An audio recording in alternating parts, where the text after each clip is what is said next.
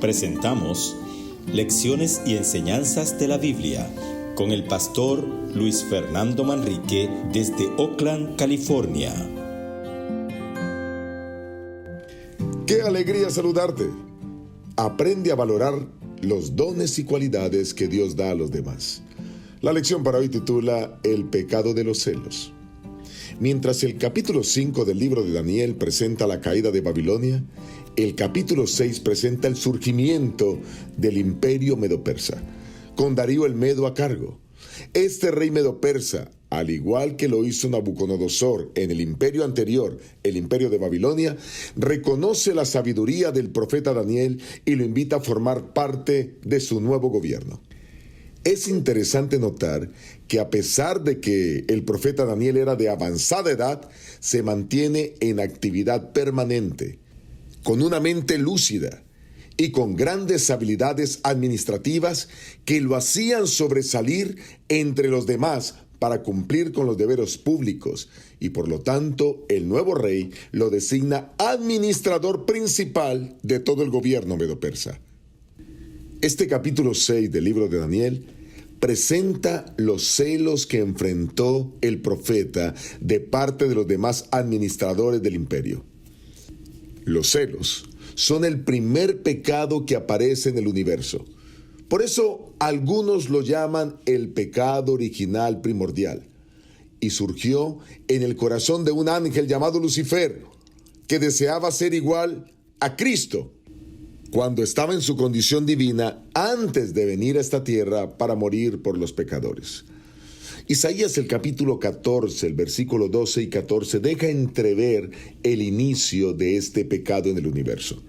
Y estas palabras las habla en referencia a este ángel, a este querubín protector. Dice Isaías 14:12, ¿cómo caíste del cielo, lucero, hijo de la mañana? Derribado fuiste a tierra, tú que debilitabas a las naciones. Versículo 13, tú que decías en tu corazón, subiré al cielo. En lo alto, junto a las estrellas de Dios levantaré mi trono, y en el monte del testimonio me sentaré en los extremos del norte. Versículo 14, sobre las alturas de las nubes subiré y seré semejante al Altísimo. Hasta aquí la lectura.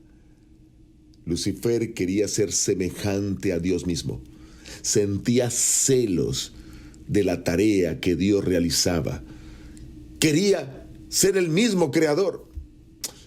Pues bueno, estos celos que iniciaron en el cielo, luego se transmitieron a los seres humanos. Y en el capítulo 6 del libro de Daniel, narra cómo estos celos se manifiestan hacia él, que cumplía perfecta y firmemente sus deberes en el imperio medo-persa.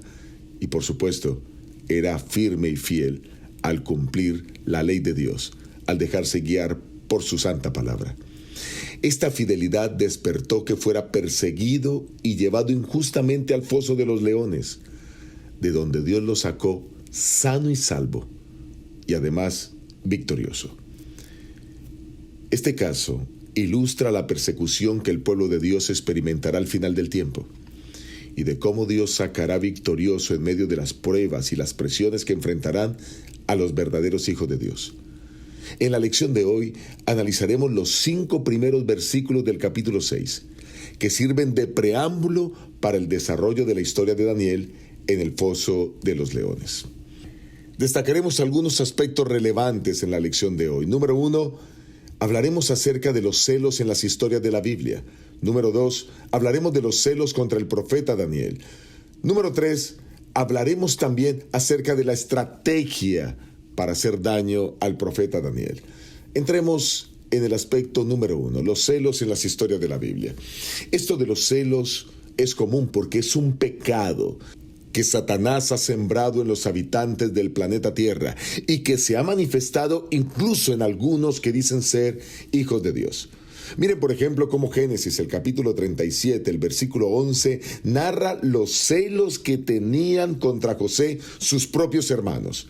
Dice Génesis, el capítulo 37, el versículo 11, sus hermanos le tenían envidia, pero su padre meditaba en esto. Ustedes quizás conocen la historia. Sus hermanos, por celos, lo tiraron a un pozo y lo vendieron a una caravana de ismaelitas, quienes finalmente lo llevaron a Egipto para que fuese vendido como esclavo. Los hermanos quedaron desconectados de él, pero Dios usó esta circunstancia para que él posteriormente se convirtiera en la segunda persona más importante en todo el imperio de Egipto, salvando a esta importante nación de la hambruna, pero a su vez salvando a su propia familia cuando vino a buscar alimentos a Egipto, porque ya se habían acabado por la escasez que había. Así que se levantan celos contra hijos de Dios. Lo mismo sucedió en el caso del rey David. Cuando el rey Saúl, su antecesor en el trono de Israel, se llenó de celos contra este joven. La palabra del Señor lo describe en 1 de Samuel, el capítulo 18, el versículo 6 al 9. Dice Dios en su palabra: aconteció que cuando volvían, después de haber matado David al filisteo, salieron las mujeres de todas las ciudades de Israel a recibir al rey Saúl cantando y danzando con panderos, con cánticos de alegría, con instrumento de música. Mientras danzaban, las mujeres cantaban diciendo: Saúl hirió a sus 1000 y David a sus 10,000. Saúl se enojó mucho y le desagradaron estas palabras, pues decía: a David le dan 10,000 y a mí 1000. No les falta más que el reino. Y desde aquel día Saúl no miró con buenos ojos a David. Si usted lee la historia, encontrará que todo el tiempo Saúl tuvo celos hacia David. Y murió Saúl teniendo celos contra este joven que finalmente llegó a ser el rey de Israel y que llevó a Israel a la prosperidad. Pero así como le pasó a José con sus hermanos, así como le pasó a David con Saúl, así mismo le pasó al profeta Daniel contra los otros gobernantes y sátrapas del imperio medo-persa. Entremos entonces en el análisis de estos primeros 5 versículos del capítulo 6 del libro de Daniel. Dice Daniel capítulo 6, versículo 1 y versículo 2. Pareció bien a Darío constituir sobre el reino 120 sátrapas que gobernaran en todo el reino, y sobre ellos 3 gobernadores, de los cuales Daniel era uno, a quienes estos sátrapas dieran cuenta, para que el rey no fuera perjudicado. Quizás es bueno aclarar el concepto sátrapas. Este término bien puede referirse a los gobernadores provinciales. Heródoto, el gran historiador y geógrafo griego que vivió entre el año 484 y el año 425 a.C. y considerado como el padre de la historia del mundo, afirma que Darío creó satrapías, o sea, divisiones del imperio, provinciales. Puso a personas encargadas de recoger los impuestos y administrar las provincias, para que no fuera perjudicado el rey, para que él recibiera el dinero recaudado.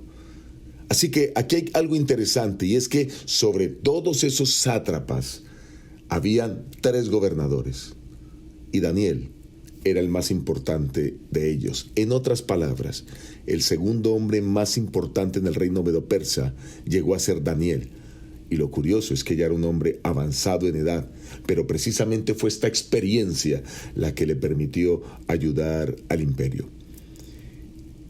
El profeta Daniel tenía el Espíritu de Dios. Dice el versículo 3, pero Daniel mismo era superior a los sátrapas y gobernadores, porque había en él un espíritu superior, y el rey pensó en ponerlo sobre todo el reino. Mis queridos amigos, cuando la palabra de Dios aquí deja ver que Daniel tenía un espíritu superior, era que las demás personas veían en él algo excepcional. El rey Nabucodonosor, en el imperio anterior, el imperio Babilonia, vio lo mismo en él y en sus 3 amigos. Y por eso dice el capítulo 4, el versículo 8, que en él estaba el espíritu de los dioses santos. Lo mismo la reina madre, hija de Nabucodonosor, madre de Belsasar, con quien cae el imperio babilónico, repitió esa misma expresión en Daniel el capítulo 5, el versículo 11. Él tenía un espíritu especial. Era un hombre escrupuloso, íntegro, fiel, invariable, leal al deber, a la integridad en sus palabras, en sus hechos. Era una persona que actuaba correctamente en lo privado y en lo público, como debieran ser todos los hijos de Dios.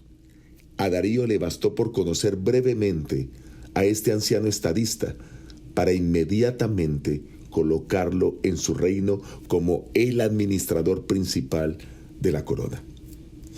Pero vale la pena decir que el profeta Daniel era un hombre intachable. Miremos lo que dice el versículo 4. Los gobernantes y sátrapas buscaron ocasión para acusar a Daniel en lo relacionado con el reino, pero no podían hallar motivo alguno o falta, porque él era fiel y ningún error ni falta hallaron en él. Los dirigentes pues querían acusar a Daniel, porque sentían celos. ¿Cómo era posible que un hombre que no era medo-persa, que era un judío, llegara a ocupar una posición más alta que ellos? Y más aún un anciano, cuando había gente joven que podría cumplir fielmente las labores de administración del reino. Así que por eso deciden acusarlo. Pero Daniel era fiel. La palabra aramea, de donde se traduce la palabra fiel, también puede traducirse como confiable. Por eso fue llamado Daniel a ocupar esta posición tan importante en su reino. Daniel era irreprensible, pero por más que buscaron, no encontraron fallas en él. Su administración era correcta, transparente, no permitía el soborno. Era un hombre que siempre actuaba de acuerdo a la voluntad de Dios. Pero es aquí donde estos hombres levantan una estrategia para hacer daño a este profeta fiel. Y dice el versículo 5, entonces dijeron aquellos hombres, no hallaremos contra este Daniel motivo alguno para acusarlo, si no lo hallamos contra él en relación con la ley de su Dios. Pronto se dan cuenta que la única manera de cercar a Daniel y de hacerle daño es que tendrían que provocar una situación en la que Daniel se enfrente con el dilema de obedecer la ley de Dios o la ley del imperio. Pero la historia muestra que Daniel fue acorralado para violar la ley del imperio y prefirió hacerlo, pero no violar la ley de Dios. Quizás tú has tenido luchas en tu vida. Quizás hay gente que te persigue. Quizás hay gente que cuando tú quieres hacer las cosas correctas se enfadan contigo, porque la maldad que hay en ellos los lleva a querer hacer lo incorrecto en su trabajo, en las relaciones. Pero tú y yo somos llamados a ser como Daniel, a tener un testimonio como Daniel, a ser fieles como Daniel, a ser intachables como Daniel. Y yo te invito para que vivas esa experiencia. Los celos es el primer pecado que apareció en el universo. Lo ha fomentado Satanás desde el principio y lo seguirá fomentando hasta el último día de su existencia. Te invito para que ores a Dios y le pidas que tú seas libre de los celos y que por el contrario solo puedas ver las cualidades en aquellos que Dios ama. Que Dios te bendiga, que Dios te guarde. Te espero en la próxima lección. Dios te acompañe.